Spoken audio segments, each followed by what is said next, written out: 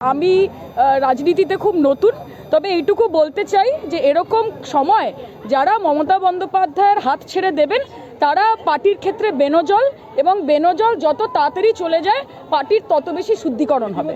হ্যাঁ, তো খারাপ সময় যদি তোমার বাড়ির লোক পড়ে তোমার বিরুদ্ধে তারাও মুখ খুলতে শুরু করবে প্রবীর, এটা নতুন কিছু না।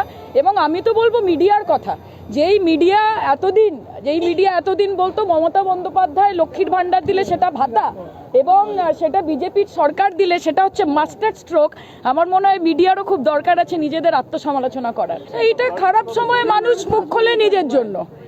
এতদিন যদি দলের বিরুদ্ধে কোনো ক্ষোভ থাকতো, পার্টিতে সবসময় স্পেস ছিল কথা বলার, কিন্তু পার্টিতে তারা সেটা বলেনি। এখন নিজেদের গা বাঁচানোর জন্য, পিঠ বাঁচানোর জন্য যারা বলছেন তারা তো আমার সাথে কাউন্টিং এজেন্ট হিসেবে, কাউন্টিং অবজারভার হিসেবে ছিলেন।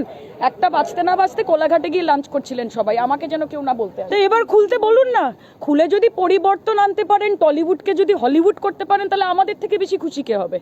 অবশ্যই করুন।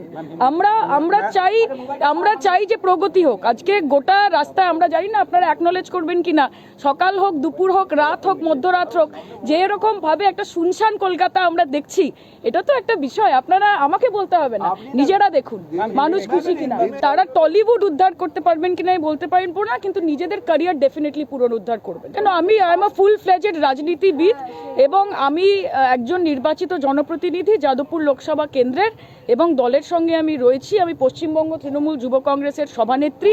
আমার কাছে ইদার অর বলে কোনো অপশন নেই।